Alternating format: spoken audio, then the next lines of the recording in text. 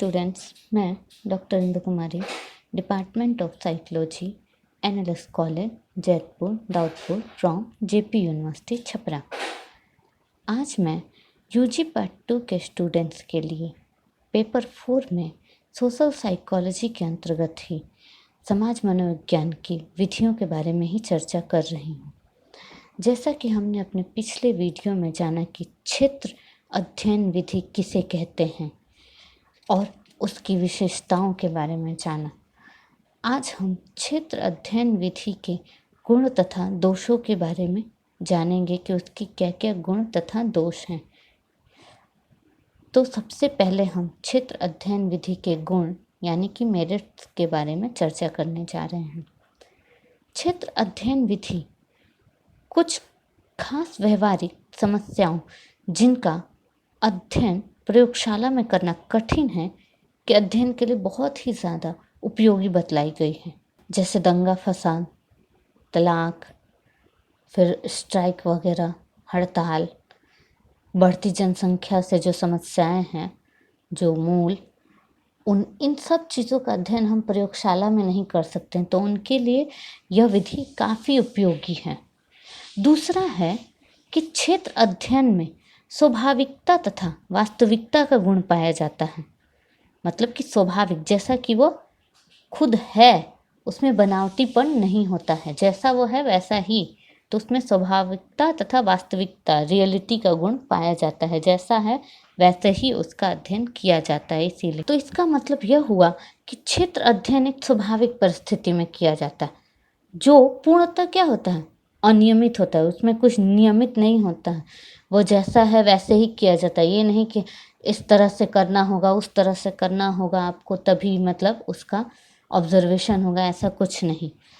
इसमें ये गुण होता है। इस ढंग की स्वाभाविकता न तो क्षेत्र प्रयोग में पाया जाता है, जो क्षेत्र प्रयोग है उसमें भी इस तरह की स्वाभाविकता नहीं पाई जाती, और न ही प्रयोगशाला प्रयोग में। क्षेत्र अध्ययन में वास्तविकता का गुण भी होता है, क्योंकि इसमें किसी भी तरह की कृत्रिम परिस्थिति नहीं बनाई जाती। उसमें नेचुरल वातावरण में ही जैसा वो है वैसे ही उसका ऑब्जर्वेशन किया जाता है, और साथ ही साथ उसका संबंध व्यक्ति के वास्तविक जीवन की पहलुओं से भी होता है, जिसका हम अध्ययन करते हैं। तो इस वजह से भी यह काफ़ी हद तक सही होता है, और इससे प्राप्त जो निष्कर्ष होता है बहुत हद तक वास्तविक होता है। तीसरा पॉइंट है कि क्षेत्र अध्ययन विधि में क्षेत्र अन्य विधियों जैसे प्रयोगशाला प्रयोग विधि एवं क्षेत्र प्रयोग विधि से काफ़ी विस्तृत होता है, क्योंकि इस विधि द्वारा बहुत सारी ऐसी समस्याओं का अध्ययन किया जाता है जो प्रयोगशाला प्रयोग या क्षेत्र प्रयोग से नहीं कर सकते। तो इस ढंग से इसका क्षेत्र क्या हो गया, व्यापक हो गया, बड़ा हो गया इसका क्षेत्र। तो यह भी एक इसका प्रमुख गुण है।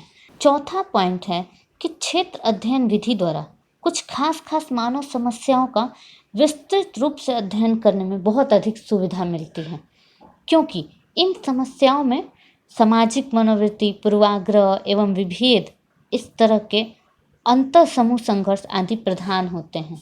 इसीलिए तो इन सारी पॉइंट्स को अगर हम देखते हैं तो इससे यह पता चलता है कि क्षेत्र अध्ययन विधि का क्षेत्र काफ़ी व्यापक है। इसके द्वारा बहुत सारी ऐसी प्रमुख समस्याओं को हम बहुत अच्छी तरह से समझ सकते हैं, और इसका जो अध्ययन होता है बहुत ही वास्तविक होता है। इन समस्याओं की जितने भी इनसे ऑब्जर्वेशन किया जाता है, इन समस्याओं की प्रकृति कुछ ऐसी होती है कि इनका अध्ययन ठीक ढंग से हम क्या करते हैं, प्रयोगशाला प्रयोग में नहीं कर सकते हैं। किसका, पूर्वाग्रह, विभेद, मनोवृत्ति आदि का अध्ययन हम प्रयोगशाला प्रयोग विधि द्वारा नहीं कर सकते हैं। तो इनका अध्ययन क्षेत्र अध्ययन विधि द्वारा काफ़ी अच्छे ढंग से किया जा सकता है। परंतु इन गुणों के बावजूद इसके कुछ दोष भी हैं।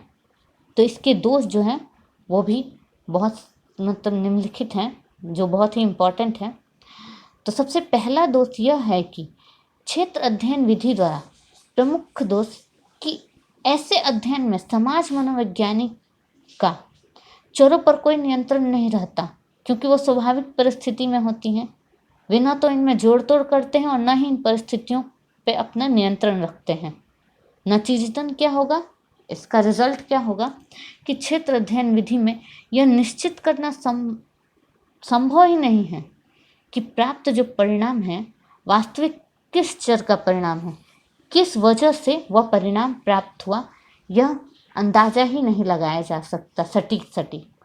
जैसे एक एग्जाम्पल के तौर पर किसी शहर में यदि सांप्रदायिक दंगा होता है, राइट्स हो जाता है, और यदि उसके कारणों को क्षेत्र अध्ययन विधि द्वारा पता लगाया जाए तो निश्चित रूप से यह कहना बहुत कठिन होगा, क्योंकि इसके कई कारण हो सकते हैं। कोई भी सामाजिक जो दंगा होता है उसका कई कारण हो सकता है, सामाजिक भी हो सकता है, धार्मिक भी हो सकता है, व्यक्तिगत भी हो सकता है, या राजनीतिक भी हो सकता है, कुछ भी हो सकता है। और ये सभी चर जितने भी हैं, सभी कारण चर जो भी हैं, प्रयोगशाला प्रयोग अध्ययन के समान नियंत्रित नहीं रहते, इन पर हमारा नियंत्रण नहीं रहता, बल्कि एक साथ मिलकर आश्रित चर को प्रभावित कर देते हैं यह। अतः यह निश्चित तौर पे हम कह सकते हैं कि सांप्रदायिक दंगा का वास्तविक कारण क्या है, यह क्षेत्र अध्ययन विधि द्वारा पता लगाना बहुत ही कठिन है। दूसरा पॉइंट है कि क्षेत्र अध्ययन विधि में परिशुद्धता की कमी होती है। परिशुद्धता मीन्स कि सटीक। इसका प्रधान कारण क्या है कि इस विधि में जो चर होते हैं उनकी माप सही नहीं हो पाती, क्योंकि क्षेत्र परिस्थिति काफ़ी जटिल होती है, काफ़ी जटिल और व्यापक होती है। जब चरों का मापन ही सही नहीं हो पाता तो स्वभावतः ये निश्चित है कि जो उसमें परिशुद्धता की कमी है हो ही जाती है। जब हम उसके चर का सही माप ही नहीं कर सकते हैं तो हम कैसे बता सकते हैं कि उसके बारे में सही ऑब्जर्वेशन करके। तीसरा पॉइंट है कि क्षेत्र अध्ययन विधि में कुछ व्यवहारिक समस्याएं भी होती हैं। प्राय ऐसे अध्ययन में अधिक समय लगता है तथा खर्च भी बहुत अधिक पड़ेगा।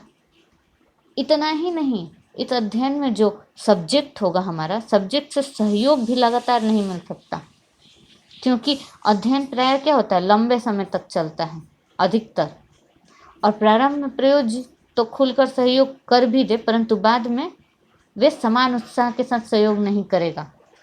ये एक कॉमन सी बात है, क्योंकि जब लंबा चलेगा कोई भी प्रयोग तो जाहिर सी बात है कि वह आपके साथ ऑलवेज तो नहीं सपोर्ट करेगा ना, कुछ समय तक ही एक सपोर्टिव नेचर रहेगा, उसके बाद वह धीरे धीरे कटता चला जाएगा इस चीज़ से। तो यह भी इसका एक प्रमुख दोष है। चौथा पॉइंट है कि क्षेत्र अध्ययन विधि में विश्वसनीयता भी कम पाई जाती है। क्षेत्र अध्ययन विधि में विश्वसनीयता भी कम पाई जाती है। क्यों?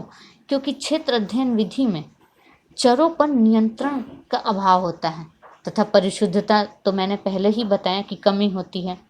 अतः इसके द्वारा विभिन्न समयों पर जो परिणाम हमें प्राप्त होते हैं उस पर क्या होती है, स्टेबिलिटी, स्थिरता नहीं रहती, उस पर संगति नहीं रहती, उनमें काफ़ी कमी पाई जाती है स्थिरता की, कि हमेशा वही परिणाम आएगा कि मतलब ये किया जाए फिर से ऑब्जर्वेशन, यह संभव नहीं है।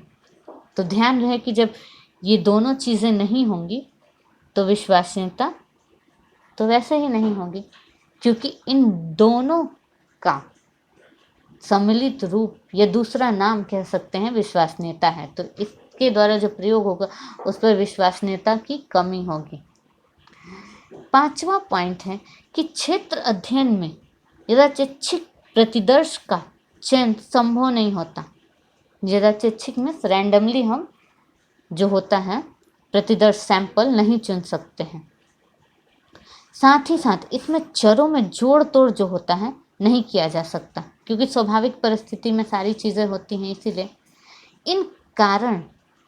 इन कारणों का परिणाम यह होता है कि क्षेत्र अध्ययन विधि की वैधता में भी कमी पाई जाती है। रिलायबिलिटी, विश्वसनीयता तो इसकी कम होती ही है, वैधता भी कम हो जाती है, क्योंकि जब विश्वसनीयता का गुण कम पाया जाएगा जिस भी प्रयोग में, तो अपने आप वैधता भी उसकी कम हो जाएगी, क्योंकि दोनों एक दूसरे के पूरक हैं। इन सभी दोषों के बावजूद भी क्षेत्र अध्ययन विधि जो है उसका प्रयोग समाज मनोविज्ञान में बहुत अधिक होता है, क्योंकि मनोविज्ञान की इस शाखा में कुछ ऐसी समस्याएं हैं जिनका अध्ययन हम प्रयोगशाला प्रयोग या क्षेत्र प्रयोग के द्वारा नहीं कर सकते, इसलिए इस विधि के द्वारा ही उन चीज़ों का अध्ययन किया जा सकता है।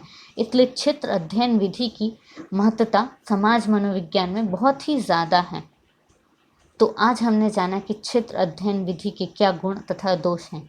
आज के लिए इतना ही। धन्यवाद।